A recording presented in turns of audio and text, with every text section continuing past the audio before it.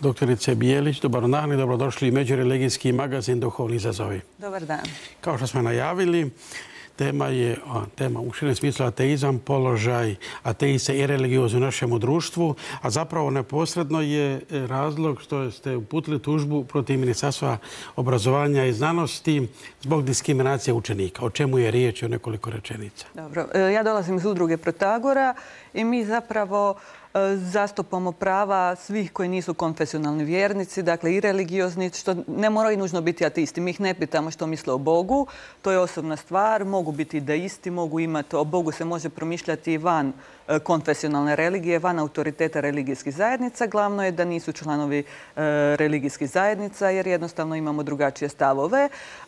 Razlog zašto smo uputili ovu tužbu, zašto smo pokrenuli tužbu, jest nismo je odmah mi pokrenuli tužbu, već se nama roditelji već javljaju godinama zbog diskriminacije, zbog nezadovoljstva načinom na koji se provodi katolički vjeronauk u školama i zbog nevoljkosti državne vlasti da išta napravi u pogledu toga, da na ikakav način olakša onima koji ne žele upisati vjeronauk. Zapravo, oni koji ne pohađaju vjeronauk su u neravnopravnom položaju, zato što prvo imaju jednu ocjenu manje i jedan predmet manje i to može igrati ulogu pri upisu u srednju školu. U osnovnim školama, ne znam je li gledatelji znaju, vjeronauk nema nikakvu alternativu, odnosno ako ima, i to ovisi o individualnoj volji ravnatelja, neka su djeca prepuštena hodanju po hodniku, negdje ih se kao čak na neki način nagovara i gotovo prisiljava da ostanu na satu vjeronauka, ali kao neće oni sudjelovati u nastavi i tu su također izloženi indoktrinaciji.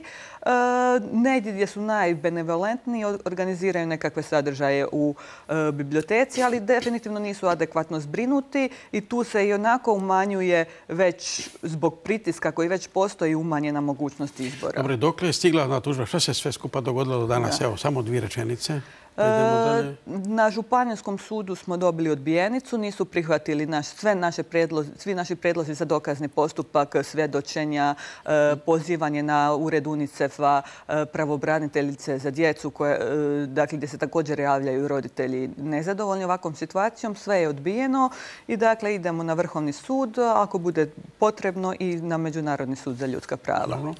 Sad dalje, da vidimo, dakle, govori se prema popisu stanovništva među 5 i 7% ateista i agnostika. A u praksi, čini mi se, profesor Polić je rekao u emisiji i 30%. Koja su vaša istraživanja i što oni govore? Pa mi sami nemamo toliko mogućnosti da bismo mogli neka sociološka istraživanja raditi. Ali, recimo, čitamo prava sociološka istraživanja i ona pokazuju da velika većina građana Republike Hrvatske ne živi u skladu sa onim što propovijeda Katolička crkva. Ne samo da ne živi, jer možemo reći da ljudi su grešnici, Katolička crkva kaže pa svak pogriješi. Ja priznam, svak može pogriješiti, ali ljudi se i deklarativno ne slažu uopće sa mnogo toga što Katolička crkva zastupa. Ljudi žive dosta sekularno. Ja bih rekla da u Hrvatskoj ljudi žive dosta sekularno, žive po vlastitoj savjesti, a sada što misle o Bogu, mene toliko i ne zanima. Možemo tu govoriti, pripadnost konfesije velika, 85%, ali vjerovanje u Boga i ostalo je znatno ispod. Jel to hoćete kazati?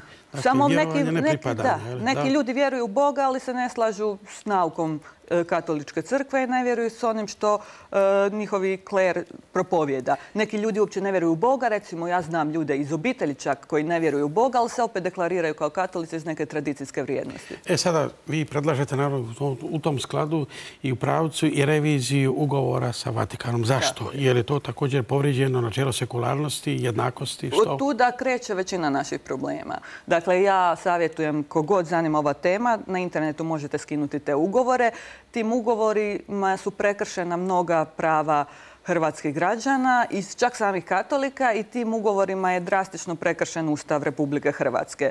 Ti ugovori nisu zapravo ni ugovori u užem smislu riječi, jer ugovor podrazumijeva dakle uzajamnost, recipročnost obaveza obaju strana, a u ovim ugovorima Republika Hrvatska se samo obavezuje, a Sveta stolica samo ima beneficije od toga i njima je Republika Hrvatska zapravo prenijela dio suvereniteta na Svetu stolicu, odrekla se kontrole nekih područja koji su stvarno pripadaju državi, jednoj suverenoj republici, koji su stvarno bitni, kao što su javno školstvo, kao suverenost na području zakonodavstva, da odrekla se toga da zakone Republike Hrvatske, Ustav Republike Hrvatske i ljudska prava vrijede na čitavom teritoriju Republike Hrvatske u svakom pogledu.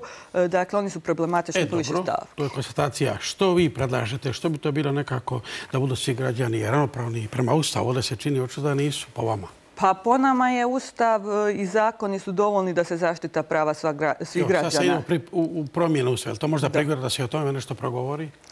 U tom pravcu? Promjene Ustava?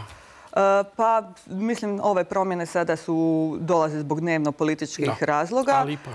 Ali ja nemam većih primjera na Ustav, osim onog dijela gdje se Republika Hrvatska malo dolazi u kontradikciju sa samim sobom. Proglašava se da su sve vjerske zajednice jednako odvojene države, da svaki ima jednako pravo na svoju svjetonazor. Onda se Republika Hrvatska obavezuje potpomagati vjerske zajednice, što je malo kontradiktorno jer time privilegira religijske zajednice, dakle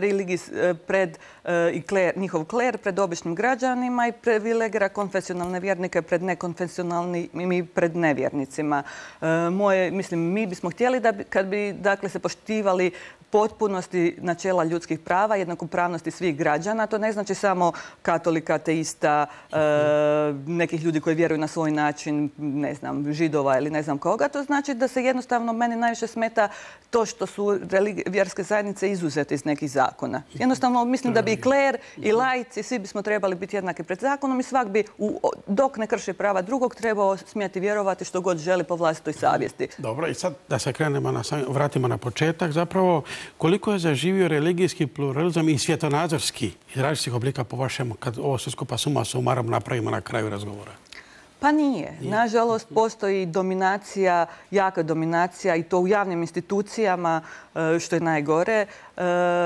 Postoji jaka dominacija, ne bih čak rekla jednog svjetonazora hrvatskih građana, nego onog svjetonazora koji zastupa kler. Jer mislim da problem je kod privilegiranja katoličke crkve što se privilegira kler u odnosu na obične ljude. Jednostavno mislim da svjetonazorska prava pripadaju pojedincima, koji se naravno imaju pravo udruživati u religijske zajednice, ali mislim da je veliki problem to što se svjetonazorska prava pojedinaca, katolika, prenose na jednu religijsku zajednicu koja je autokratska i koja u konačnici odlučuje strana država. Da država treba štititi svakog čovjeka od posezanja drugih. Ali druge zajednice manje islamske, sve su potpisale sporazume i ugovore s državom. Ne sve, s nekima dobro, država... Dobro, 15-ak možemo reći. Jer je Hrvatska već izgubila na Međunarodnom sudu za ljudska prava jer s nekima nije htjela potpisati takve ugovore. Dakle, izgubila je, koliko ja znam, 2 tužbe. Oni su time dobili, opet, time je njihov kler dobio neke beneficije, a ne znam koliko su toga profitirali obični ljudi, obični vjernici. Mislim da ono što se poreza tiče, po nama bi bilo i to, što se tiče Vatikanskih ugovora, da svak financira koliko želi. Možda neki katolik se ne slaže sa onim što crkva radi s novcima i radije će dati siromašnim ljudima. I u tom pravcu treba osvješćivati svu javnost u tom pravcu. Da svaki, ja uopće ne osporavam da neko hoće dati cijelo svoje imanje kome god hoće, ali jer ne mislim da je čak najravnopravnije da državi svak daje kako se osjeća pa se deklarira ovako pa daje, jer nije svjetonazorsko pravo da država odlučuje ko će koga podupirati, nego da sam čovjek za sebe odluči u kojoj mjeri će biti suglasan sa onim što crkva ova ili ona crkva propovjeda, kojoj će mjeri financirati, podržavati, neće podržavati. To je stvarno individualna odluka svakog čovjeka. Doktorice Bijelić, doista hvala vam što ste prokomentirali vrlo aktualne teme o kojima ćemo još govoriti. Hvala vam lijepa. Hvala vama.